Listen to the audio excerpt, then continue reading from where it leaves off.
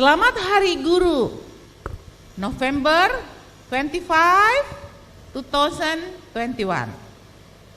Kami guru-guru Tunas Bangsa merasa bangga menjadi guru. Karena guru adalah aset untuk menciptakan sebuah pendidikan. Guru yang bisa merubah dunia. Karena guru yang menciptakan segala profesi. Saya bangga jadi guru. Selamat Hari Guru, Guru Indonesia. Tantangan ke depan, kami adalah guru abad 21, mendidik kaum milenial dan mau tidak mau mereka yang akan jadi pemimpin masa depan. Karena itu, di tengah-tengah kita sudah hadir para guru-guru Tunas Bangsa yang berdedikasi tinggi untuk memikirkan bersama-sama dalam topik pembicaraan Hari Guru Nasional tentang pendidikan adalah aset abadi bagi generasi. Bagaimana ini dapat kita lihat ke depan? Silakan Bapak Marcel sebagai Kepala Akademik Yayasan Harapan Bangsa yang bergerak dalam Sekolah Tunas Bangsa, saya silakan. Baik, terima kasih Ibu Merce. Mengawali saya ingin ucapkan selamat Hari Guru buat kita semua, buat guru-guru dimanapun berada. Kemudian sesuai dengan topik kita hari ini, menurut saya pendidikan itu adalah suatu pembelajaran yang menuntun, mengarahkan, memimpin kehidupan untuk menjadi lebih baik seturut dengan kehendak Tuhan. Supaya setiap pribadi yang mengikuti atau mengalami pendidikan tersebut dapat menyelesaikan rencana Tuhan yang tertinggi dalam kehidupan. Jadi kalau pendidikan itu tidak menuntut atau mendukung seseorang atau pribadi atau lebih luas lagi generasi untuk lebih lagi mencintai Tuhan, mencintai firman-Nya dan menyelesaikan kehendak Tuhan, maka saya bisa pastikan pendidikan itu gagal. Mungkin itu saja yang saya bisa sampaikan. Oke, bicara tentang aset abadi, lalu kenapa disebut pendidikan sebagai aset abadi? Bapak Daniel Pedidimo adalah salah seorang yang berdedikasi tinggi di Sekolah Tunas Bangsa. Beliau sejak awal membangun pelayanan ini bersama-sama saya. Dan juga beliau adalah orang tua dari siswa-siswi. Semua anak-anaknya, 3 anaknya berada di Sekolah Tunas Bangsa dari TK, SMP, SMA. Bahkan putri yang paling besar tamat SMA Tunas Bangsa dan sekarang ada di Fakultas Kedokteran Undana, Nusa Cendana. Nah, bagaimana Bapak memberikan anak-anak Bapak itu menerima aset bahwa pendidikan itu adalah aset abadi? Saya boleh meminta pandangannya, Pak? Saya ucapkan selamat Hari Guru kepada semua guru di mana saja berada, bahwa guru adalah panggilan tertinggi, ya. Guru adalah panggilan tertinggi untuk membentuk pribadi, mempersiapkan generasi untuk menghadapi tantangan zaman ke depan. Nah, sebagai guru dan sebagai orang tua, saya mendapat kasih karunia untuk menyekolahkan anak-anak saya di Sekolah Komunitas Kristen Tunas Bangsa. Kenapa? Karena pendidikan itu tidak saja kita mengisi anak-anak di pikiran mereka, mengisi pengetahuan mereka, tetapi juga kita mempersiapkan hati mereka sehingga mereka bertumbuh tidak saja menjadi pribadi yang memiliki pengetahuan, tetapi juga mereka bertumbuh menjadi pribadi yang memiliki karakter. Itu sebabnya ketiga anak saya sekolahkan di Sekolah Kristen Tunas Bangsa. Di tengah-tengah kesibukan orang tua di zaman ini yang semakin kompleks, banyak orang tua yang kehilangan waktu. Mereka hanya bisa menyekolahkan anak mereka di sekolah-sekolah tertentu, tetapi bagaimana dengan karakter, pertumbuhan karakter mereka? Itu sebabnya Bapak Ibu Saudaraku yang kekasih, saya mempercayakan ketiga anak saya di Sekolah Kristen Tunas Bangsa karena saya merasa bahwa Sekolah Kristen Tunas Bangsa adalah sekolah yang tepat, di mana anak-anak saya tidak saja mereka dididik untuk memiliki pengetahuan, tetapi yang terlebih penting mereka menyelesaikan rencana Tuhan. Kenapa? Firman Tuhan di dalam Matius 28 ayat 19-20 dikatakan bahwa pergilah, jadikanlah semua bangsa murid. Semua bangsa murid. Kemudian dikatakan, ajarlah mereka melakukan segala sesuatu yang kuperintahkan kepadamu. Dan ketahuilah, aku menyertai kamu senantiasa sampai kesudahan zaman. Dan saya percaya Tunas Bangsa mendirikan pendidikan ini karena visi ini, untuk memuridkan tidak saja siswa tetapi memuridkan bangsa. Di dalam memuridkan itulah saya merasa aman bahwa anak-anak saya tidak saja diajar tetapi mereka juga dimuridkan untuk menjadi murid Kristus. Wow, dahsyat. Tepuk tangan. Oke, kalau kita berbicara tentang pendidikan, banyak orang langsung berpikir tentang sekolah. Karena itu kalau bilang pendidikan, orang tua akan mencari sekolah. Di mana sekolah TK atau SD atau SMP, SMA, bahkan perguruan tinggi. Mereka akan membuat sekolah-sekolah favorit, membuat adanya sekolah-sekolah favorit. Karena mereka berpikir, dan banyak orang selalu identik begitu mendengar pendidikan, langsung dikoneksi ke dengan sekolah. Nah, sehingga adalah sebuah lowongan pekerjaan atau orang mencari pekerjaan sebagai guru. Berarti menurut saya tidak semua guru adalah pendidik. Karena guru adalah orang yang terpanggil dengan hati. Bagaimana menurut Ibu Wila, salah satu pendiri Sekolah Tunas Bangsa yang juga tidak lepas sebagai guru. Silakan, apa pandangan Ibu tentang guru? Apalagi sekarang kita lagi masuk di dalam pendidikan generasi milenial.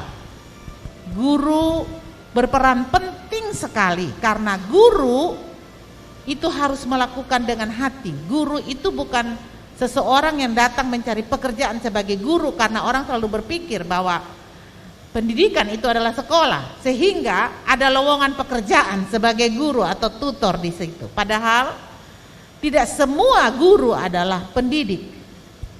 Baik, saya persilakan Ibu Wila. Terima kasih. Pertama-tama saya mengucapkan selamat Hari Guru kepada semua guru berada dimanapun. Baik Ibu Merce, untuk menjawab pertanyaan ini, tentu profesi guru adalah sesuatu yang mulia, karena seperti Alkitab katakan bahwa tidak semua orang bisa menjadi guru. Karena kenapa Tuhan berkata gitu? Karena Tuhan tahu bahwa pekerjaan guru itu sesuatu yang mulia dan pasti tidak semua orang sanggup untuk melakukan. Kalau kita semua meresapi atau merenungkan pekerjaan seorang guru itu, bagaimana dia bekerja dengan hati, seperti yang sudah Ibu Mercy katakan tadi. Dan memang selain guru memang dianggap sebagai sebuah profesi yang mulia, tapi guru juga sebenarnya adalah panggilan hati yang Tuhan berikan bagi setiap kita. Sehingga ketika guru mengajar, kalau dia sekedar mentransfer pengetahuan, maka itu sebenarnya tidak akan pernah bertahan lama. Tapi ketika dia mengajar dengan hati, maka itu akan terus bertumbuh di dalam kehidupan daripada anak-anak yang diajarkannya. Sehingga sampai kapanpun, saya masih ingat dan masih mengenang beberapa guru yang sampai saat ini ada di dalam hati saya. Saya percaya bahwa pasti guru-guru itu mengajar saya dengan hati. Jadi kalau kita mengajar dengan hati, tentu itu menjadi sebuah kenangan yang tidak akan pernah terlupakan. Untuk itu saya percaya bahwa guru selain profesi, tapi juga guru adalah panggilan hidup yang Tuhan percayakan dia untuk membuat satu generasi menjadi generasi yang dirindukan, satu generasi yang membawa pengaruh dan perubahan yang besar pada masanya. Ini itu saja. Ya, tidak semua guru adalah pendidik. Karena itu kita selalu berpikir dan selalu melihat dari cara guru berinteraksi dengan siswa-siswinya. Kita melihat di Sekolah Tunas Bangsa ada banyak sekali orang yang datang, masuk dan keluar dengan profesi guru. Tetapi ternyata tidak semua guru adalah pendidik, karena guru haruslah sebuah panggilan. Dia tidak datang mencari lowongan pekerjaan, tetapi dia datang untuk melayani panggilan, dan dalam panggilan tentu ada banyak tantangan.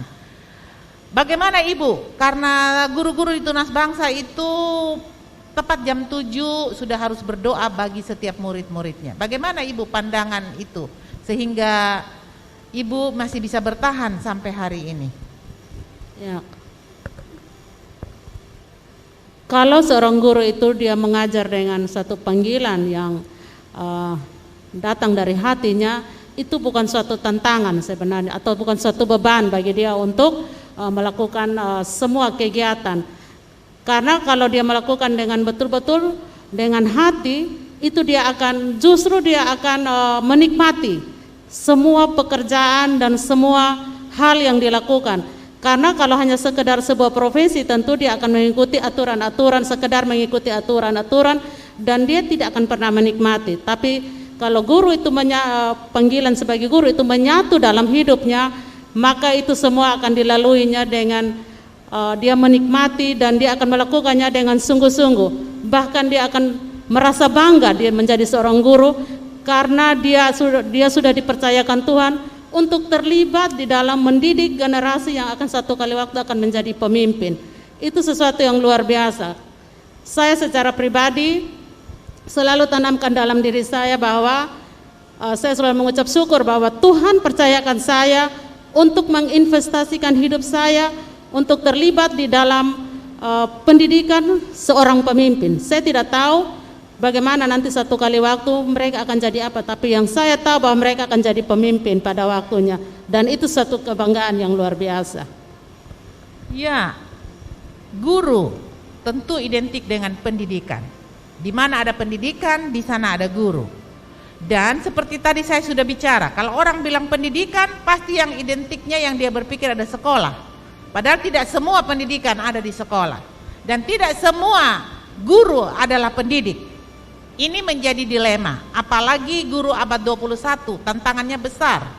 Kita mau tidak mau, suka tidak suka, kita sedang menyiapkan satu generasi baru, generasi milenial, yang akan menjadi pemimpin-pemimpin masa depan di bangsa kita tercinta Indonesia. Karena itu pendidikan bukan sekedar transfer knowledge, tapi pendidikan adalah transfer kehidupan. Itulah yang memotivasi kita. Kenapa kita berkata bahwa pendidikan itu adalah aset abadi bagi generasi. Jadi kalau kita memberikan sebuah pendidikan yang tepat dan yang benar, maka anak-anak akan bawa dalam kekekalan. Nah, di sini saudara, kita akan mendengar sedikit pandangan tentang generasi milenial yang sedang ada baik di jenjang SD dan SMP sekarang ini, yang dididik di sekolah Tunas Bangsa. Tantangan-tantangan sebagai guru dalam pendidikan ini, saya persilakan Ibu Esther boleh menjelaskan. Baik Ibu Melse, jadi Bapak Ibu, kita tahu bahwa sekarang ini anak-anak kita yang lahir dari tahun 2010 itu mereka masuk dalam generasi alfa, ya. Jadi generasi alfa itu mulai dari tahun 2010 sampai tahun 2024. Dan generasi alfa ini mereka sangat menguasai teknologi, ya. Saya kasih contoh saja, anak saya yang baru TK saja itu dia bisa dia bisa akses berbagai game dari HP. Lalu saya melihat bahwa game-game itu kalau saya lihat saya pusing. Tapi yang saya heran, dia bisa tahu, dia bisa bermain game-game simulasi. Bahkan saya tanya, bagaimana ini dia bisa jadi begini? Dia jelaskan di saya. Padahal kalau saya lihat nih, dia tidak tahu baca, tapi dia tahu, Mama kalau dia mau terbang berarti tekan di sini. Kalau dia mau ganti baju, tekan di sini. Kalau dia mau ambil makan, tekan. Saya ini heran, dia tahu dari mana, sedangkan dia saja belum tahu membaca.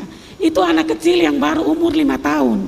Ya Bapak Ibu, apalagi dengan anak-anak SD sekarang. Anak-anak SD sekarang saja itu mereka game-game, orang bilang yang tingkat tinggi mereka kuasai. Dan kalau saya melihat kalau untuk di SD anak-anak kelas 4, 5, 6 itu bahkan mereka tuh lebih tahu informasi daripada guru. Nah, ini merupakan tantangan terbesar bagi pendidik abad 21 ya, abad milenial atau khususnya dalam kita mendidik generasi alfa ini. Nah, kalau kita tidak hati-hati itu bisa membahayakan generasi ini. Kenapa saya bilang begitu? Karena mereka bisa mengakses seluruh informasi, baik itu hal yang positif maupun hal yang negatif. Kita saja misalnya kalau kita sementara browsing informasi atau apa-apa yang dari dalam menggunakan internet, itu tanpa sadar ada informasi-informasi yang istilahnya yang berbau pornografi dan lain sebagainya tuh, meskipun kita tidak akses dia bisa keluar tiba-tiba. Nah, ini yang menjadi tantangan terbesar bagi kita ya. Jadi selain kita mendidik anak-anak kita di generasi alfa ini dengan teknologi yang begitu luar biasa ya, dan guru pun mau tidak mau seperti yang tadi Ibu Melse bilang, mau tidak mau, suka tidak suka, guru wajib menguasai teknologi. Karena jangan sampai kita tidak kuasai teknologi, anak-anak lebih menguasai. Nah, itu bisa jadi bumerang bagi diri kita sendiri. Apapun yang terjadi, guru harus memacu diri untuk menguasai teknologi. Lalu yang berikut, yang saya bersyukur yang ada di Tunas Bangsa, kita selalu mengingatkan anak-anak. Ya, kita selalu mengingatkan anak-anak dengan firman Tuhan setiap pagi. Kita bilang begini, anak-anak, fasilitas yang orang tua berikan kepada anak-anak seperti HP, kemudian mungkin di rumah itu ada wifi, anak-anak gunakan untuk belajar, untuk mencari informasi-informasi mengenai pembelajaran di sekolah. Kalaupun anak-anak melakukan untuk hal-hal yang lain, guru-guru tidak tahu, papa mama juga tidak tahu, tapi anak-anak harus ingat. Anak-anak punya Roh Kudus di dalam hati anak-anak yang akan terus mengingatkan anak-anak. Kalau itu informasi-informasi yang tidak membangun, jangan coba-coba browsing hal-hal yang seperti itu. Jadi setiap hari itu kita ingatkan anak-anak dengan firman Tuhan bahwa meskipun teknologi begitu maju, tetapi yang bisa membuat mereka tidak mengikuti arus globalisasi untuk hal-hal yang negatif itu, yang bisa menolong mereka hanya firman Tuhan. Hanya firman Tuhan yang mereka renungkan setiap hari. Jadi mungkin baik Ibu Esther, kita sedang menyiapkan satu generasi yang penuh dengan maksud saya satu generasi yang penuh dengan tantangan, karena pekerjaan-pekerjaan yang ke depan ini akan diganti dengan robot. Itulah sebabnya kenapa tema kita pendidikan itu adalah aset abadi. Jadi anak-anak sudah belajar, sudah seperti tadi dikatakan bahwa anak-anak milenial, apalagi generasi alfa, mereka adalah anak-anak yang hidup dengan teknologi. Nah, berarti tantangan ke depan ini manusia sudah tidak lagi dianggap, yang dianggap hanyalah teknologi, hanyalah robot. Kita lihat bahwa banyak sekali pekerjaan sekarang diganti oleh robot. Kemarin anak saya ada bercerita bahwa nanti setelah pengangkatan barang dari kapal ke darat, itu sudah ada mesin-mesin robot yang dikerjakan program-programnya, sehingga orang yang sedang bekerja di program ini mereka juga bingung, mereka mau nanti ditempatkan di mana, ya.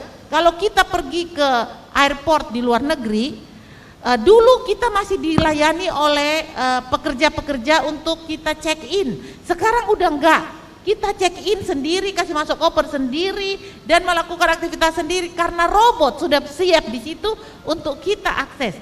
Bahkan perbankan sudah mulai dengan smart bank, robot-robot sudah ada berdiri di situ. Dari mana teller-teller? Itulah sebabnya pendidikan ini bukan sekedar untuk mencari pekerjaan, tapi pendidikan ini adalah aset abadi, bagaimana dia mengelola hidup.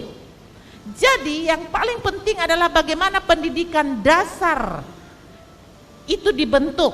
Sebab bagaimana kita akan membangun sesuatu di atas dasar yang salah. Nah, pendidikan dasar TK, SD, SMP, dan SMA itu adalah sebuah pendidikan dasar karena mereka masih disebut anak-anak. Usia 0 sampai 18 tahun masih disebut anak-anak. Bagaimana kita mendasarkan pendidikan ini sebagai aset yang orang tua berikan, bukan sekedar untuk mencari pekerjaan, tetapi sebuah aset abadi di mana mereka tahu persis untuk apa mereka diciptakan dan mau jadi apa mereka di dunia ini. Menurut Ibu, bagaimana pendidikan tunas bangsa secara khusus di SD itu menyiapkannya? Saya persilakan. Baik, menurut saya dalam menghadapi atau mendidik generasi milenial dan generasi alfa dalam menghadapi tantangan zaman ini itu memang tidak mudah ya. Dan kita tahu sekarang bahwa sekarang ini banyak sekali orang-orang kehilangan pekerjaan karena kebanyakan pekerjaan itu sudah ditangani oleh mesin atau ditangani oleh robot. Bayangkan itu untuk tahun-tahun ini. Kita tidak tahu dengan tahun-tahun ke depan. Mungkin anak-anak kita tidak tahu ya, mungkin anak-anak kita itu akan kehilangan pekerjaan. Makanya di sekolah tunas bangsa itu kita selalu mengenalkan anak-anak dengan firman Tuhan, khususnya dalam pembelajaran ya. Setiap hari, setiap pagi guru-guru doa, kemudian kita juga setiap minggu itu kita ada doa puasa untuk anak-anak. Kita berdoa untuk anak-anak supaya mereka bisa mengenal kehendak Tuhan.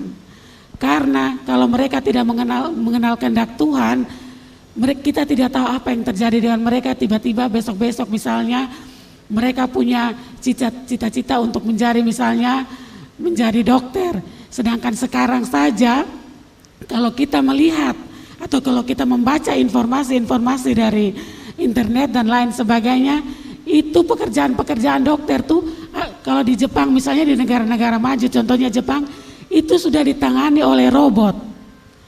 Jadi di tunas bangsa kita selalu mengarahkan anak-anak bahwa mereka sekolah tuh bukan untuk mencari pekerjaan, tetapi mereka sekolah tuh untuk mencari tujuan yang sempurna, tujuan Tuhan yang sempurna di dalam kehidupan mereka. Oke, baik, terima kasih Ibu. Pak Elvis, kita tahu bahwa kalau kita bicara soal pendidikan berarti kita berbicara soal kemajuan industri. Karena ada tuntutan industri, makanya adanya sekolah. Sekolah lahir karena ada tuntutan industri, Bapak Ibu. Ya, jadi sekolah tidak lahir begitu saja, karena tuntutan industri lahirlah sekolah. Karena itu sekarang ini kita lihat industri punya perkembangan industri ke depan. Tidak lagi membutuhkan pekerjaan tenaga manusia.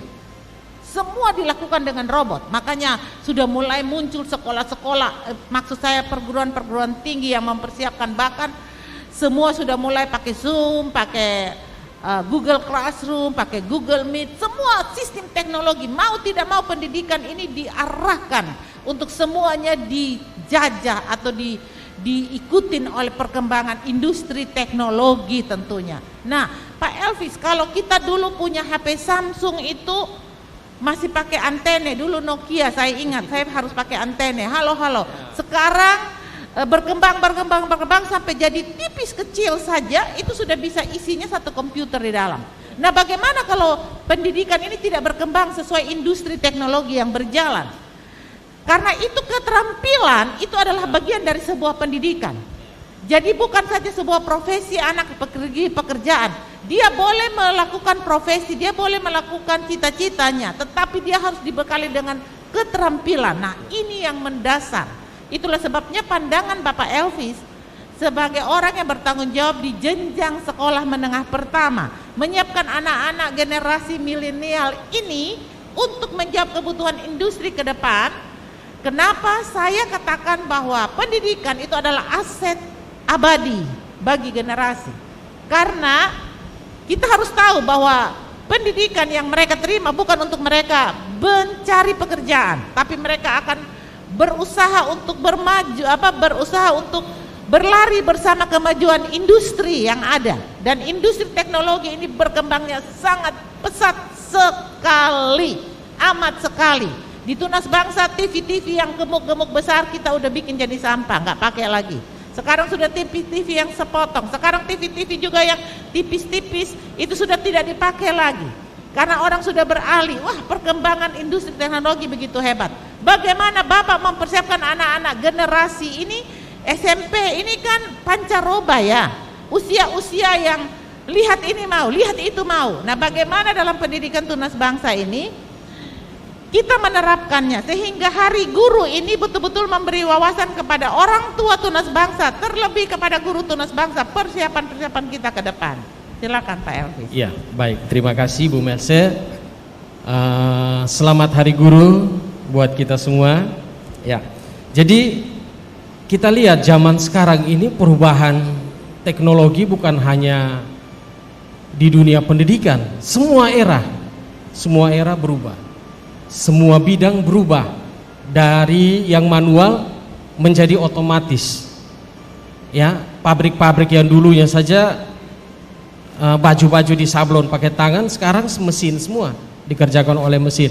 Nah, bagaimana supaya anak-anak kita ini bisa bersaing di dunia industri, dunia zaman sekarang, apalagi nanti dunia kita akan habis. Tetapi generasi anak-anak sekarang yang kita didik itu, mereka akan menghadapi dunia ini, dunia nyata yang tadinya Ibu Esther sudah ceritakan, robot akan bekerja lebih banyak daripada manusia. Nah, yang kami persiapkan yang pertama adalah bagaimana pendidik bisa respect dengan teknologi. Nah, kami mengajar pertama pendidik supaya melek teknologi. Nah, kami persiapkan pendidik kami di sekolah kami sehingga untuk mengenal internet, mengenal aplikasi, ya, kreativitas dalam mengajar, ya, kecerdasan berpikir, cepat bertindak. Nah, itu kami tingkatkan di sekolah kami SMP, ya. Jadi bukan hanya intelektual, bukan hanya kepandaian saja zaman sekarang, tetapi kreativitas yang lebih ditingkatkan, lebih dimajukan, dan juga kecerdasan bertindak lebih dimajukan. Karena ini apa? Kenapa? Karena zaman sekarang ini kalau kita hanya punya teori, banyak teori, tetapi kalau tidak ada tindakan tidak bisa. Nah, jadi sekolah kami yang pertama, kami memperkuat tim kami di SMP sehingga bisa menjawab bagaimana anak-anak bisa lebih berkreasi. Jadi pembelajarannya tidak lagi monoton dan teori aja, tetapi ada prakteknya. Contohnya yang kami persiapkan, program-program kami adalah kami melakukan keterampilan, yaitu ada beberapa project STEAM, namanya STEAM. Nah, itu bagaimana anak-anak belajar. Mereka menemukan masalah dalam kehidupan mereka, dalam masyarakat. Nah, masalah itu yang mereka mengangkatnya untuk membuat satu produk, sehingga masalah itu bisa terjawab. Begitu. Nah, karena menghadapi tantangan ke depan ini pasti banyak masalah. Nah, bagaimana mereka bisa memecahkan masalah tersebut. Dan juga kita tidak lupa, kita jangan lupa bahwa doa, ya, membangun karakter siswa itu sangat perlu. Karena robot tidak ada karakter, dia akan bekerja terus. Tetapi manusia, dia harus ditingkatkan karakternya. Kepedulian terhadap lingkungan, kepedulian terhadap sesama, kepedulian terhadap orang tua, ya, itu kami lakukan dalam komunitas SMP. Jadi menurut saya guru tidak hanya sekedar mengajar, tetapi bagaimana menjadi contoh, menjadi teladan, sehingga siswa kita bisa menangkap itu, bisa menjadi teladan juga bagi kehidupan dimanapun mereka berada. Itu dari saya, Ibu Merce. Terima kasih. Oke, bagaimana SMA Ibu Wila? Ya, kalau kami dari SMA, kami sadar bahwa sekarang ini kita bukan belajar sendiri, karena kita harus bersaing dengan kecerdasan buatan yang saat ini ada di mana-mana, dan itu tetapi ingat bahwa hasil dari kecerdasan buatan itu tidak memiliki hati. Nah, anak-anak kita ajar untuk mereka belajar, mereka menemukan jati diri mereka di hadapan Tuhan dan mengembangkan talenta yang Tuhan berikan kepada mereka. Kami di SMA selain mempersiapkan guru-guru di dalam IHT kami, juga di dalam bagaimana mempersiapkan teknologi yang sekarang dimarak, sehingga guru tidak lagi menjadi orang-orang yang gagap teknologi, tetapi mereka juga terlibat di dalam teknologi itu sendiri. Kemudian kami di sekolah itu mengadakan mentoring skill, sehingga anak-anak menemukan skill mereka yang Tuhan taruh di dalam mereka, dan itu dapat dikembangkan. Selain daripada itu, kami juga melakukan tes, baik itu minat bakat, bahkan mungkin itu kami rencanakan untuk ada tes karir, sehingga mereka bisa menemukan mereka sebenarnya punya minat ada di mana. Sehingga kalau dulu kita masuk ke perguruan tinggi karena hanya ikut-ikutan atau lagi tren, tapi sekarang ini bukan karena tren, tetapi betul-betul itu mereka menemukan bakat mereka yang Tuhan taruh dan mereka mau menyelesaikan. Dan itu sesuatu yang luar biasa, sehingga beberapa tahun belakangan ini kami mengadakan magang-magang ke baik tempat-tempat kerja maupun juga ke perguruan tinggi, sehingga anak-anak mengetahui bahwa sebuah profesi yang akan mereka geluti itu bagaimana keberadaannya, dan mereka sangat menikmati itu. Mungkin ini yang kami lakukan di SMA, sehingga SMA kami itu bukan sekedar mengajarkan pengetahuan secara kognitif, tetapi juga bagaimana sikap kelakuan mereka, ya, ada budaya yang ada di sekolah kami, kemudian ada mentoring yang dilakukan oleh guru-guru hampir setiap hari dengan anak-anak, sehingga kita tahu keberadaan anak-anak itu ada, mereka ada di mana dan bagaimana keberadaan mereka. Mungkin itu yang dapat saya jelaskan. Oke, kalau kita berpikir tentang sekolah, tentu ada guru di dalamnya, karena tidak mungkin sekolah tanpa guru. Jadi guru adalah tonggak kemajuan sebuah pendidikan. Seperti tadi saya sudah bilang, tidak semua guru adalah pendidik, karena bisa saja mereka melihat guru adalah sebuah pekerjaan yang mereka cari. Nah, itulah sebabnya banyak kali orang berpikir, karena itu adalah pekerjaan yang mereka cari, mereka sekolah guru, atau mereka melakukan pendidikan untuk punya cita-cita tertentu nanti ke depan supaya mereka bisa dapat pekerjaan. Nah, tujuan untuk mendapat pekerjaan itu kan tentu untuk mendapat kekayaan tentunya. Itulah sebabnya kenapa pendidikan harus diisi dengan satu pernyataan bahwa pendidikan itu adalah aset abadi bagi generasi. Karena kalau kekayaan yang mereka dapat dari sebuah pekerjaan karena hasil dari sebuah pendidikan, Alkitab sangat berkata kepada Timotius, 1 Timotius 6 ayat 17 berkata, peringatkanlah kepada orang-orang kaya di dunia ini. Tentu mereka kaya karena mereka punya pekerjaan, tidak ada orang pengangguran kaya.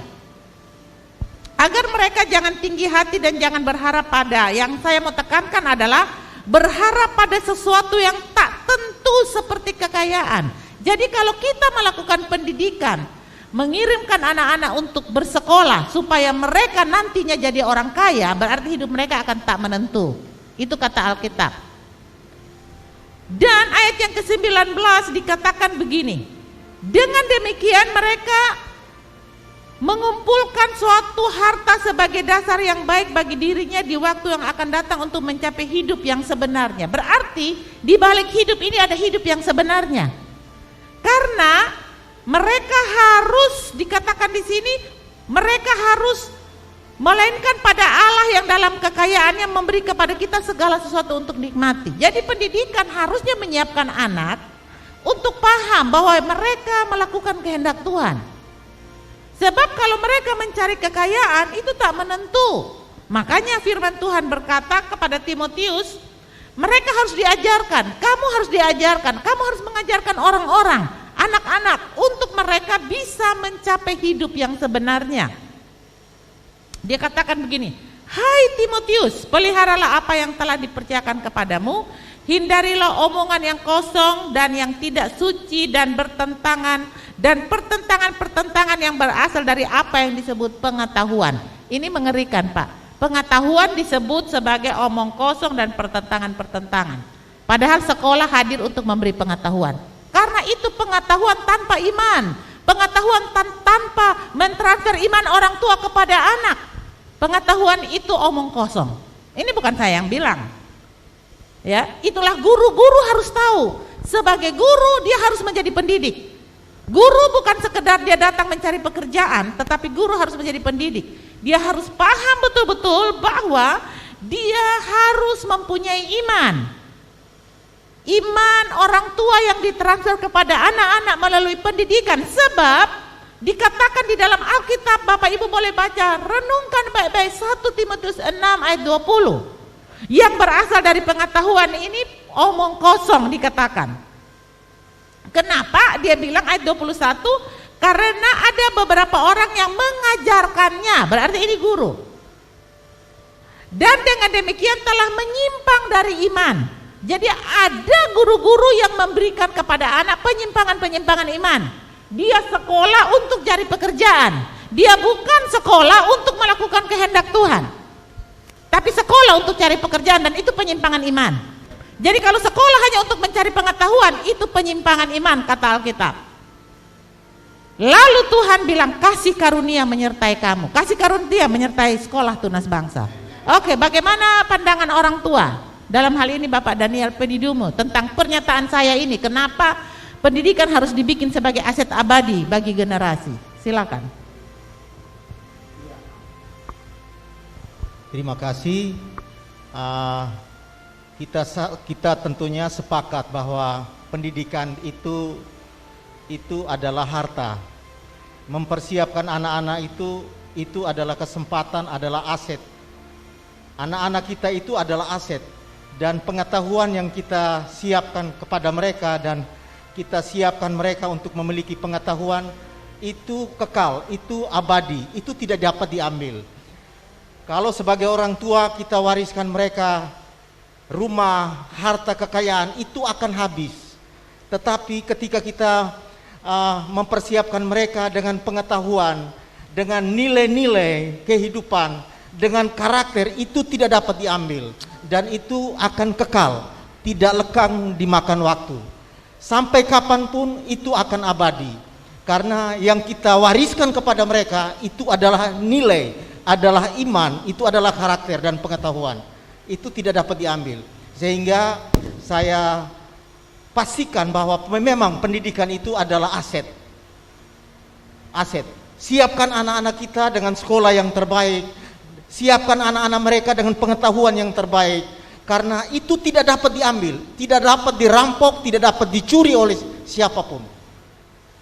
Karena itu memiliki nilai kekekalan, nilai abadi. Jadi saya merasa nyaman karena anak-anak saya sekolah di sekolah yang tepat. Karena mereka tidak saja diwariskan pengetahuan, tapi mereka juga diwariskan nilai, diwariskan karakter untuk menjadi bekal bagi kekekalan mereka. Terima kasih. Baik Pak Marcel, Alkitab berkata bahwa pengetahuan tidak dilengkapi dengan iman itu pengetahuan omong kosong, pengetahuan yang tidak benar, dan itu menyesatkan. Itu Alkitab yang bilang, seperti di 1 Timotius 6 yang diuraikan di sini.